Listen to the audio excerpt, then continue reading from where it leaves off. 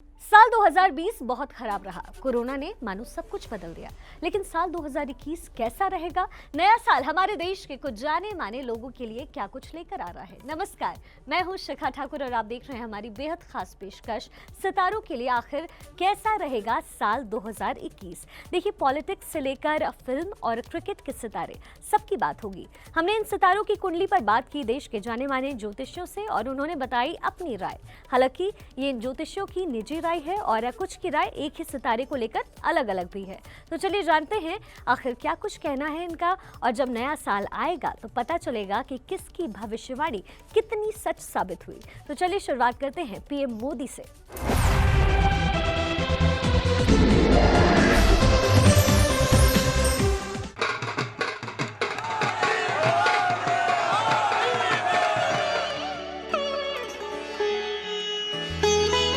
प्रधानमंत्री नरेंद्र मोदी 2020 में मोदी ने कोरोना जैसी बड़ी चुनौती का सामना किया और ये चुनौती अब भी सामने है। कैसा रहेगा मोदी के लिए साल 2021? नए साल में पीएम मोदी के सामने देश को कोरोना से उबारने की चुनौती है। साल 2021 में बंगाल में भी चुनाव है, तो कैसा रहेगा पीएम के लिए ये साल? क्या कहती है मोदी की कुंडली और क्या कहते हैं मोदी के नंबर्स? आइए जानते हैं ज्योतिषियों की राय। एक बहुत ही रोचक बात है, नरेंद्र मोदी साहब के हस्त रेखा के अंदर, हैंड के अंदर कोई रेखाएं नहीं है, और उनका जो हैंड है उसके पास जो अंगूठा है वहां सूर्य और क्या कहते हैं चंद्र और जबरदस्त शुक्र का पर्वत है। अब शुक्र मालिक है बहुत ही बेहतरीन चीजों का, चंद्र मालिक है मन का, और हर जंग मन से जीती जाती है। मन मजबूत है तो हर विक्ट्री आपकी है। तो नरेंद्र मोदी साहब के स्टार्स इतने पावरफुल हैं कि पूछिए नहीं। वो हर एक रीत से ममता के आगे जबरदस्त ताकत लगाएंगे, पर फिलहाल ममता वापिस एक स्लेंडर मार्जिन से वापिस आती दिख रही है। 50-50 चांस है, पर बीजेपी का बेस बहुत मजबूत करेंगे। पर इसका शॉर्ट एंड स्वीट रिप्लाई है कि Mamata Banerjee comes back to power because of her personal stars, ऐसा मेरा मानना है। नरेंद्र मोदी जी की मैं बात करूं तो ग्राफ नंबर 5 बनता है। अगर इंडिया की स्पेलिंग हम लिखना चाहें तो वो भी टोटल इंडिया लिखने पर 5 आती है।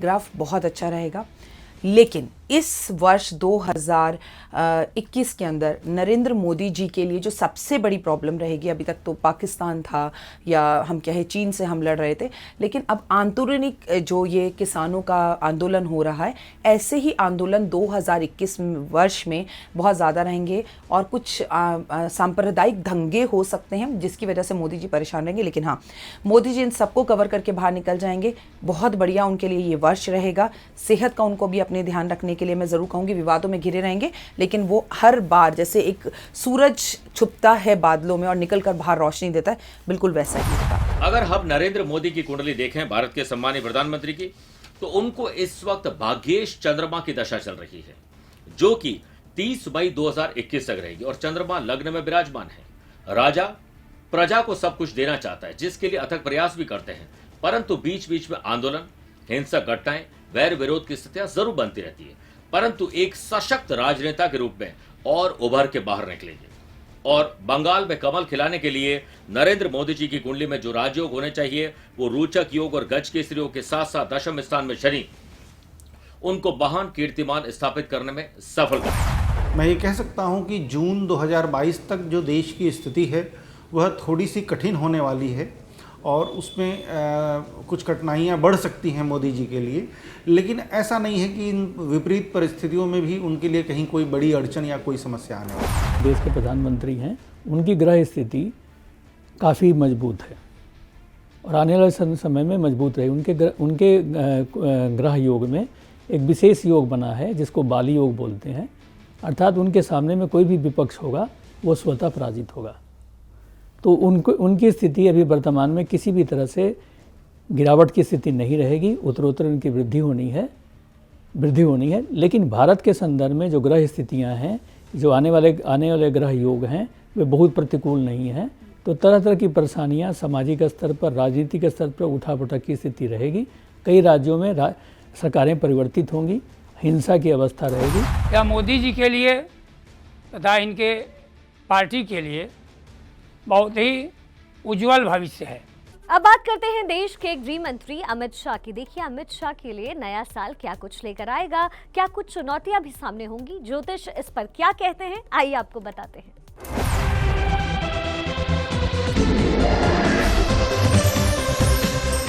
भारत माता की जय श्री राम। हमारा सोनार बांग्ला कहाँ गुम हो गया है? अमित शाह के लिए साल 2021 में सबसे बड़ी चुनौती बंगाल का चुनाव है।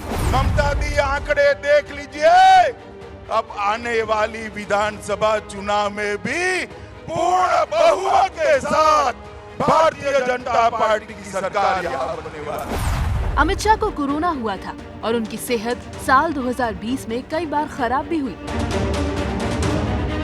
नया साल उनके लिए क्या कुछ लाया है, क्या कहता है ज्योतिष, आइए जान लेते हैं। कि जिस देश के गृह मंत्री मजबूत हो वह देश सुरक्षित होता है। यहाँ पर हमारा मिस्टर अमित शाह, श्री अमित शाह की कुंडली पर बात करना जरूरी है। यहाँ पर कन्या लगन की इनकी कुंडली बनती है और दशम स्थान में राहु विराजमान है। राहु राजनीति के लिए, लॉयर और बहुत सारे ऐसे काम जो कि इंसान बताए नहीं लेकिन कर दिखाते, जो इन्होंने भारतीय जनता पार्टी को इतने ऊपर तक लाया है। बहुत सारे चुनावी बिगुल जब बजे तो उसमें राजनीतिक स्थिरता देने की कोशिश की है। जहां पर सरकार बनने के चांसेस नहीं थे वहां सरकार बनी है। इसके लिए श्रेय दशम स्थान को राहु को दिया जाना चाहिए। देवताओं के गुरु बृहस्पति पद और प्रतिष्ठा, मान सम्मान और सुरक्षित विकल्प देते हैं। वो बृहस्पति इनकी कुंडली में भाग्यस्थान विराजमान है, जो लग्न को देखते हैं, जो कॉन्फिडेंस को बढ़ाने का काम करते हैं। बंगाल में भगवाकरण या बंगाल में बीजेपी का शासन लगभग तय है। इसके पीछे अमित शाह की राजनीति दशम स्थान के राहु के इर्द गिर्द चलती है। भारतीय जनता पार्टी के सेकंड मैन कहे जाने वाले अमित शाह के लिए भी यह वर्ष 2020 से बेहतर साबित होगा। कई मायनों में उनके स्वास्थ्य में कई तरह से सुधार आएगा। वहीं पार्टी में उनका प्रभुत्व और पराक्रम भी बढ़ेगा। गृह मंत्री के रूप में भी कई महत्वपूर्ण फैसले वो जनता के हित में लेंगे। हालांकि पार्टी स्तर पर मंगल के कारण कई चुनौतियां उनके सामने खड़ी रहेंगी, परंतु बंगाल चुनाव में उनका रोल बहुत महत्वपूर्ण रहेगा, इसमें कहीं कोई दो राय नहीं है। देखिए, निश्चित तौर पर अमित शाह जी की जो कुंडली है वो वृश्चिक लग्न की बनती है और ये मेष राशि की कुंडली बनती है। अमित शाह जी की अगर मैं कुंडली देखता हूँ और दशाओं के आधार पर ये समझ में आता है कि वर्तमान समय में राहु की महादशा चल रही है। निश्चित रूप से यश, कीर्ति, ख्याति की कोई कमी नहीं है और वो प्राप्त हो रही है। और इस समय अगर देखा जाए तो एक तरीके से बहुत विशेष तौर पर उनकी कुंडली में जो योग चल रहा है, चीज़ों को बहुत अच्छी तरीके से आगे ले जाने के योग चल रहे हैं। लेकिन मैं ये कहना चाहता हूँ कि 2021 का जो सितंबर का महीना है, इसके बाद से गुरु की महादशा जो शुरू हो रही है, उनके लिए स्वास्थ्य की दिक्कत जरूर हो सकती है। व्यक्तिगत रूप से उनको स्वास्थ्य की अड़चन 2021-2022 में आने की संभावना है। तो अमित शाह जी के लिए मैं बता दूं कि उनका नंबर बनता है नंबर 7। अमित शाह जी के लिए उनकी भूमिका बंगाल के अंदर बहुत अच्छी रहेगी, लेकिन यहाँ मैं फिर आपसे कहूँगी कि सेहत उन्हें फिर से जैसे 2020 में धोखा दिया था, 2021 में भी धोखा दे सकती है। मुझे अमित शाह जी अपना इलाज कराने के लिए या किसी बड़े टूर के लिए मुझे बाहर विदेश जाते हुए या विदेश यात्रा करते हुए भी दिखाई दे रहे हैं, लेकिन यहाँ सेहत का ध्यान रखना ज़रूरी है। सेहत उन्हें अप डाउन कर सकते हैं। करियर अच्छा रहेगा। उनके जो तेवर हैं, जो तेवर उनके 2000 हमने 20 में देखे, 19 में देखे, 18 में देखे, वही तेवर रहने वाले हैं और बहुत सी जीत उनके हाथ लगने वाली है। राहुल गांधी के लिए साल 2021 कैसा रहेगा? क्या वो कांग्रेस अध्यक्ष बन पाएंगे? किस दिशा में जाएगी उनकी राजनीति? राहुल गांधी के ग्रहों का हाल जान लेते हैं।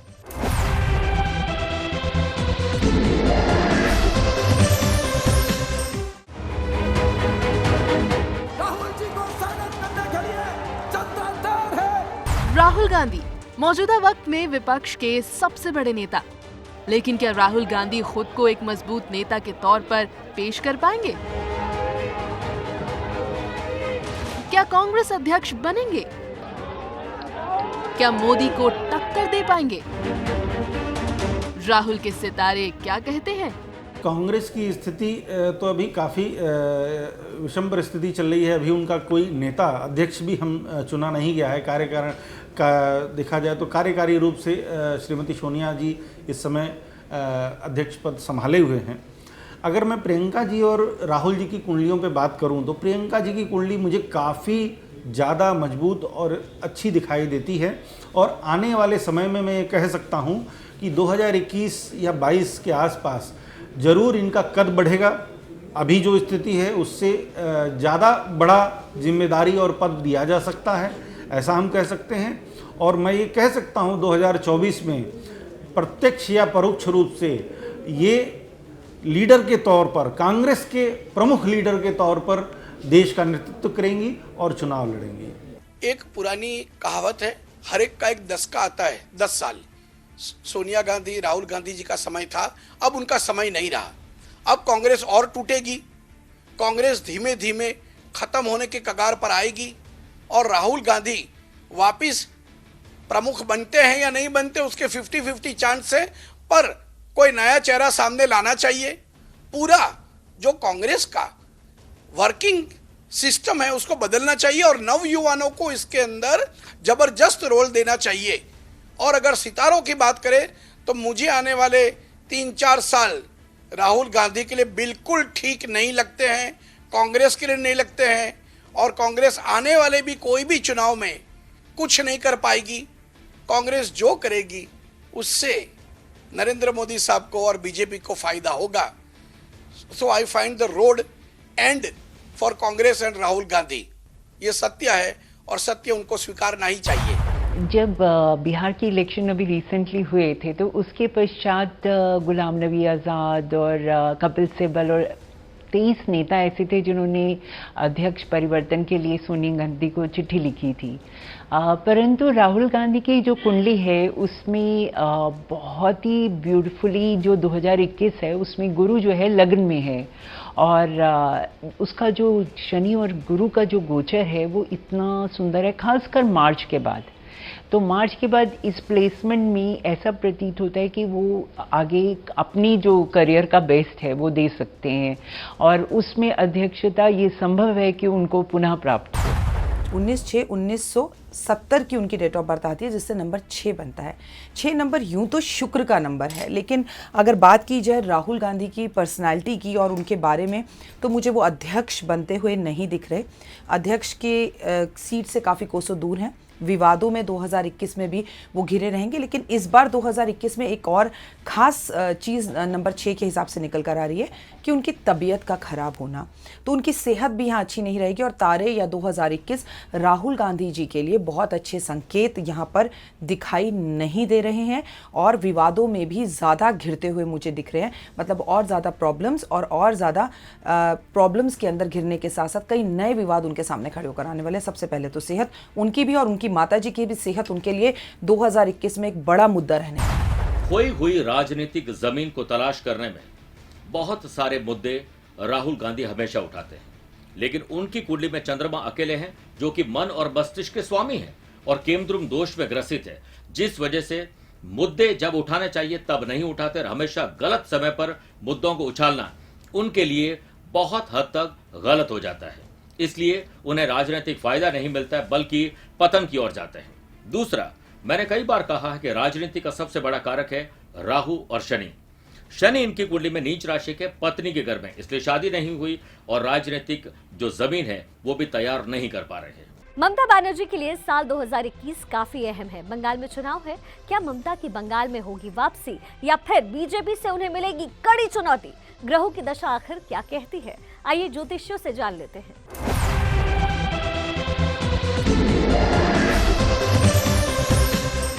देखिए, ममता बनर्जी की स्थिति जो है इनकी नाम से सिंह राशि बनती है। सिंह राशि की स्थिति बहुत प्रतिकूल नहीं है और सिंहस्याधिपति सूर्य, इनकी उग्रता ही इनको ले डूबेगी, जिसका स्वामी सूर्य है।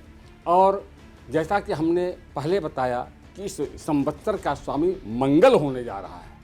जो नया संवत्सर, आनंद नाम का जो संवत्सर आने जा रहा है हमारे यहाँ, हिंदी पंचांग के अनुसार उसके राजा और मंत्री दोनों मंगल होंगे। तो जिस जातक की मंगल राशि होगी, मंगल की राशि होगी, यानी मेष और वृश्चिक राशि जिन जातकों की होगी वो लीडिंग के रूप में होंगे, क्योंकि मेष और वृश्चिक इन दोनों राशियों के स्वामी मंगल हैं और वही राजा होने जा रहा है नए संवत्सर में। तो हम ये कह सकते हैं कि ये दूसरे पावदान नहीं बल्कि तीसरे पावदान पर जा सकते हैं। लेकिन क्या ममता बनर्जी इतनी कमजोर है कि वो भारतीय जनता पार्टी को बड़ी आसानी से सरकार बनाने दे देगी? यह एक ख्याली पुलाव जरूर हो सकता है, लेकिन इस पर सच्चाई कितनी है, आइए ममता बनर्जी की कुंडली पर बात करते हैं।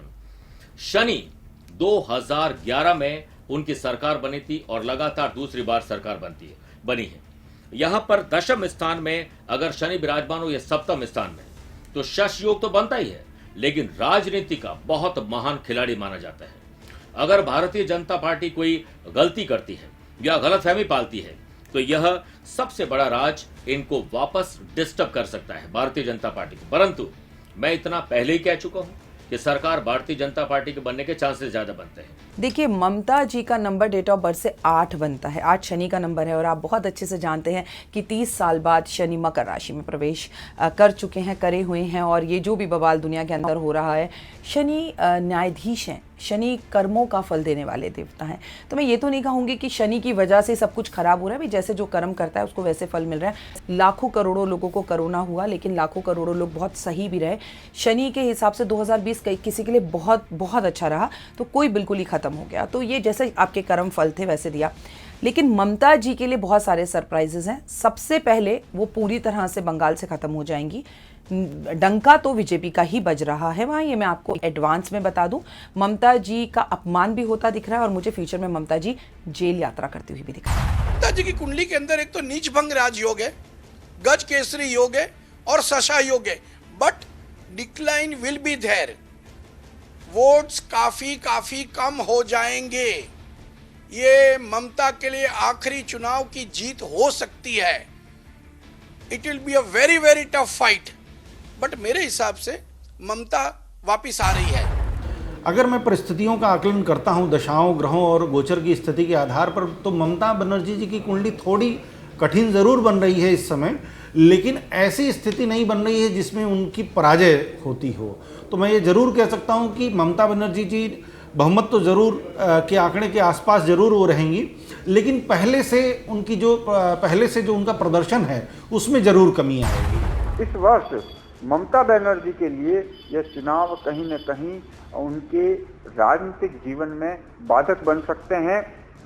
नीच भंग राजयोग नरेंद्र मोदी की कुंडली में विद्यमान है और चंद्रमा की महादशा जो चल रही है, जो नीच भंग राजयोग का कारक है, वह निश्चित रूप से नरेंद्र मोदी को इन चुनावों में बहुत भारी बहुमत से विजय दिलाने के संकेत कर रहा है। यूपी के मुख्यमंत्री योगी आदित्यनाथ के लिए साल 2021 आखिर कैसा रहेगा? क्या चुनौतियां आएंगी उनके सामने? उनके ग्रह आखिर क्या कहते हैं? इस पर भी ज्योतिषियों की अलग अलग राय है, सुनिए।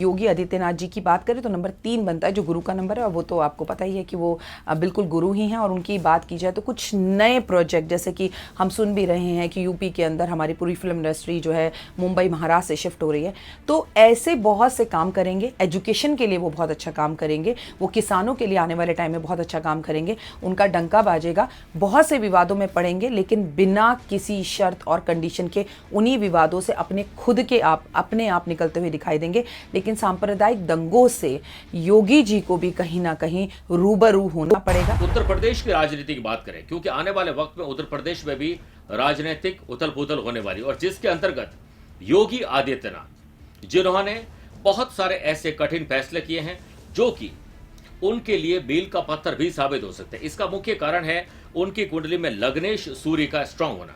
सूर्य ग्रहों के राजा है। सूर्य कभी किसी के चक्कर नहीं लगाते, सारे ग्रह सूर्य के चक्कर लगाते हैं।